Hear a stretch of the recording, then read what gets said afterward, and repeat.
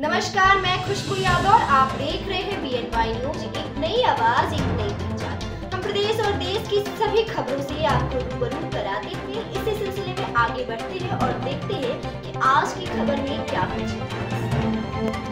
Deoria Lok Sabha seat से सैतवार मल समाज ने बीजेपी से टिकट की मांग की। आपको बता दें, आगामी लोकसभा चुनाव को लेकर सैतवार मल महासभा के राष्ट्रीय अध्यक्ष गंगा सिंह सैतवार ने भारतीय जनता पार्टी के देवरिया के जिला अध्यक्ष भूपेंद्र सिंह से मुलाकात की।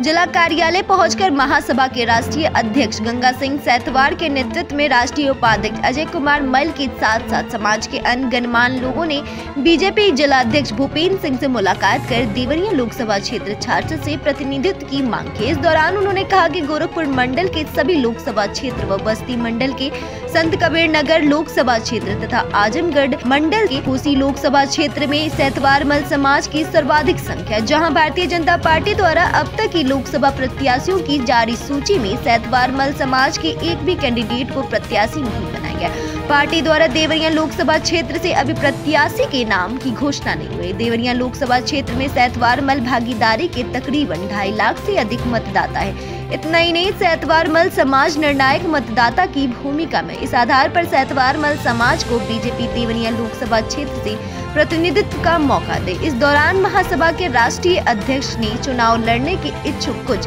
प्रभावशाली नेताओं के नाम भी दिए, जिनमें संजय सिंह पुत्र महात्म सिंह, इंजीनियर अजय कुमार मल, संजय सिंह पुत्र स्वर्गीय राम नगीना सिंह तथा पूर्व विधायक प्रविंद्र प्रताप मल प्रमुख रहे। BNY न्यूज के लिए देवरिया से मोइन खान की रिपोर्ट।